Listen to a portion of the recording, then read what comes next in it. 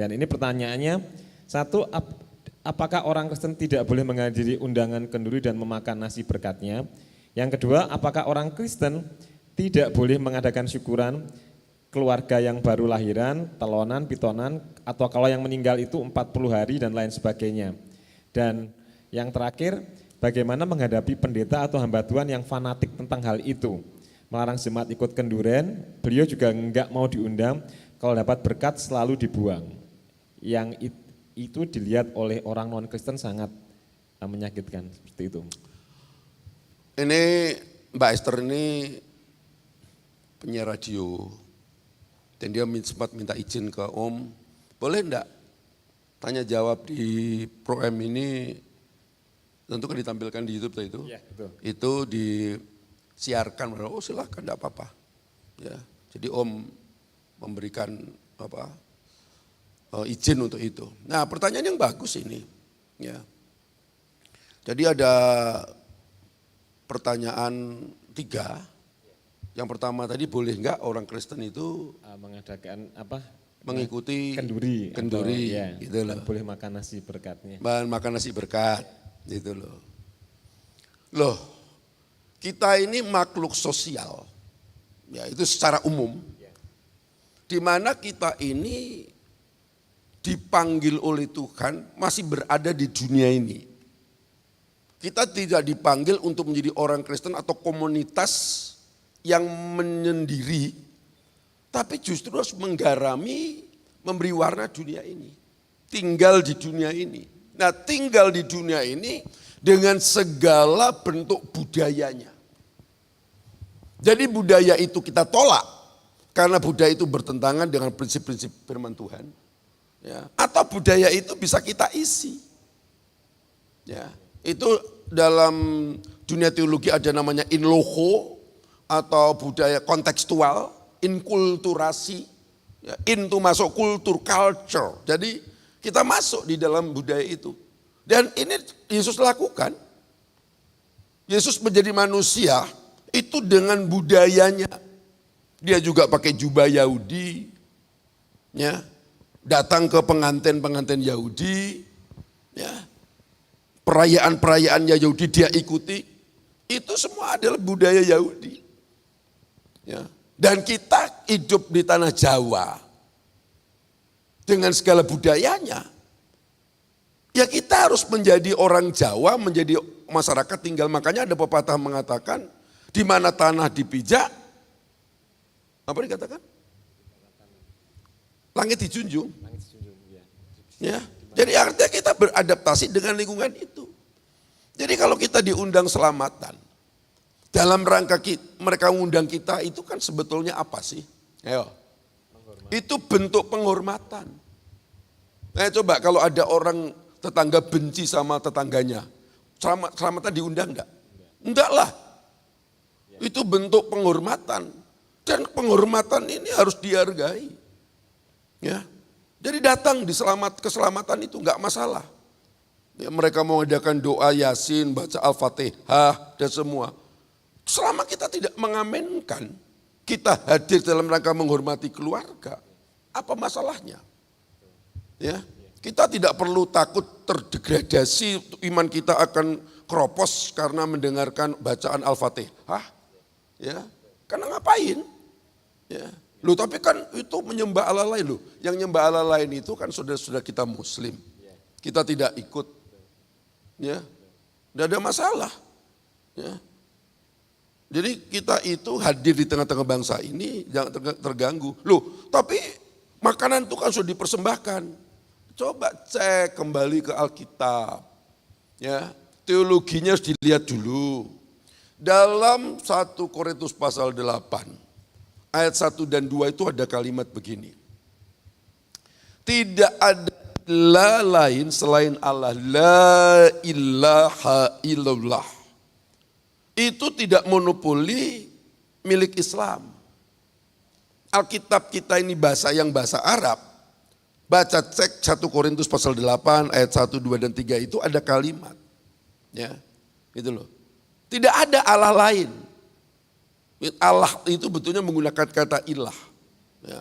Tidak ada ilah lain selain Allah. yang esa itu. Artinya apa? Berhala-berhala itu tidak ada. Pada saat kita mengakui ilah, berhala itu satu oknum pribadi sesembahan, maka sebenarnya selain Allah ada Allah lain. Kalau ada Allah lain, coba Anda pikirkan. Berarti Allah kita itu ada saingannya. Ya. Jadi kita coba kita mengakar dalam kredo atau saatnya orang Ibrani. Sema Yisrael Adonai al Eloheinu Adonai Echad. Tidak ada Adonai Yahweh Allah yang lain selain yang Esa itu. Ya. Tandingannya enggak ada. Buat kamu itu Allah, buat saya itu bukan Allah. Ya. Gambarnya gini. Ini contoh lama ini sebetulnya. Supaya teman-teman ini bisa nangkep pengertian ilah sama Allah. Allahmu dan Allahku. Kita berada di dalam satu helikopter. Lalu terbang di atas pulau terpencil. Itu. Lalu Mas Eva ini kehausan. Karena helikopter itu kan bukan seperti pesawat yang ada AC-nya, blak blak blak blak blak blak begitu. Dia minum Sprite, minum, ya tanpa sadar aja dia buang ke jendela plung begitu. Nah kita sedang mau mendarat di satu tempat. Lalu rupanya si botol Sprite tadi jatuh, nancep di tanah yang agak basah, blek begitu. Kira-kira ratusan meter itu ada suku primitif lagi berburu binatang. Bawa tombak, bawa panah. Begitu mendekati botol tadi, botol itu kena sinar matahari kan mantul. Lah karena dia ini kan primitif, tidak ngerti teknologi. Semua berlutut kepada botol tadi. Karena warnanya botol Sprite itu apa? Hijau. Maka dinamailah Dewa Hijau. Kampung kita dilawat Dewa Hijau, maka botol tadi diarak, masuk ke kampung situ, ditaruh di tempat yang tinggi. Semua harus mempersembahkan makanan, bawa babi panggang, babi rica, babi kecap, ya, ingkung, semua dibawa, semua berlutut. Nah helikopter kita mendarat di situ, blak blak blak turun. Nah kita juga disambut, mereka bersuka cita. Baru saja dilawat Dewa Hijau, kini dilawat orang yang kulitnya beda dengan kita. Lalu kita dibawa ke kampung itu, suruh makan tadi, babi kecap, ya, makanan ingkung semua, yang dipersembahkan kepada Dewa Hijau. Menurut Anda makan enggak itu? Makan ya? Pernah luwe rong mangan begigi ya. Anda akan ngomong, lo itu persembahan berhala. Berhala mana? Lah itu, lo gue botol Sprite yang Seva tadi ngombe kok. Kalau botol Sprite-nya Seva tadi kok jadi berhala buat kamu? Apa anehnya?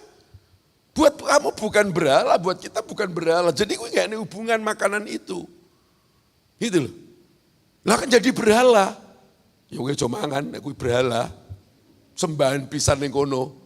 Ini kan jadi aneh, yang begini itu adalah Alkitab belum beri gambaran semacam itu. Berhala itu buat kamu, buat saya bukan. Karena Allah itu Esa, nggak ada bandingannya, nggak ada tandingannya.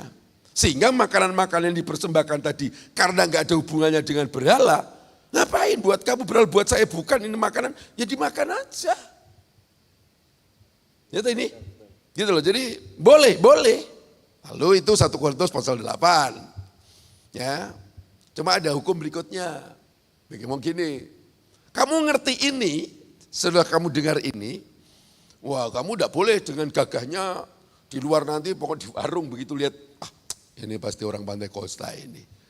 Ya, orang ini masih wedi karo berhala, begitu. Ya, menunjukkan saya, lalu makan, terus yang Pantai Kosta bilang, makan persembahan berhala.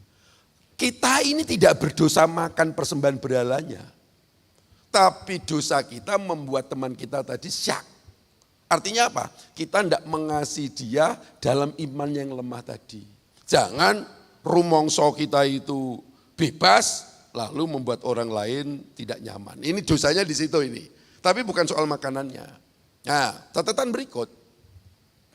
Dalam Kisah Rasul pasal 15 itu ada sidang muktamar para rasul yang membahas ya soal sunat.